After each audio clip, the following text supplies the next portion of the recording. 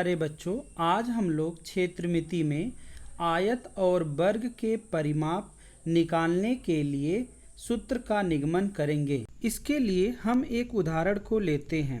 मान लेते हैं कि एक किसान है और किसान के पास एक खेत है जिसमें वो अपनी फसल को उगाया हुआ है, लेकिन किसान के फसल को प्यारे बच्चों पशु आकर के नुकसान कर देते हैं।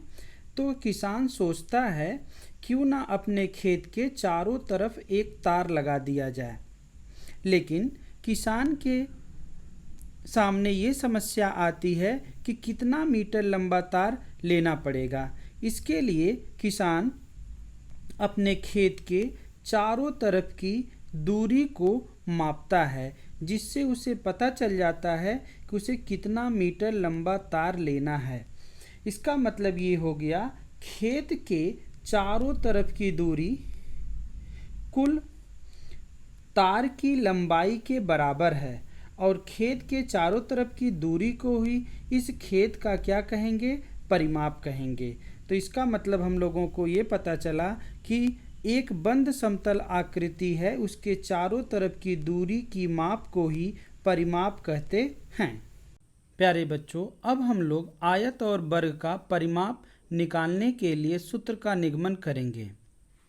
अभी अभी हम लोगों ने सीखा कि एक बंद समतल आकृति के चारों तरफ की माप को परिमाप कहते हैं। तो यहाँ पर ये आयत की आकृति दी हुई है, तो आयत का परिमाप निकालना है। तो आयत का परिमाप हो जाएगा इसके चारों तरफ की दूरी का माप, मतलब चारों भुजाओं का योग। तो आयत का परिमाप देखिए हो जाएगा लंबाई धन चौड़ाई धन लंबाई धन चौड़ाई। तो इसका मतलब 2 लंबाई और धन 2 चौड़ाई। इस तरीके से आयत के परिमाप का जो सूत्र बनता है ये हो जाता है 2 गुणे कोष्टक में लंबाई धन चौड़ाई। अब हम आते हैं वर्ग का परिमाप।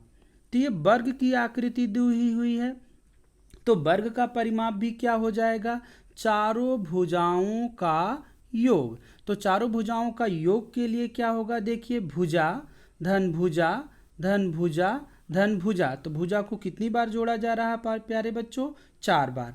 तो वर्ग का परिमाप हो जाएगा, ये हो जाएगा 4 गुणे भुजा।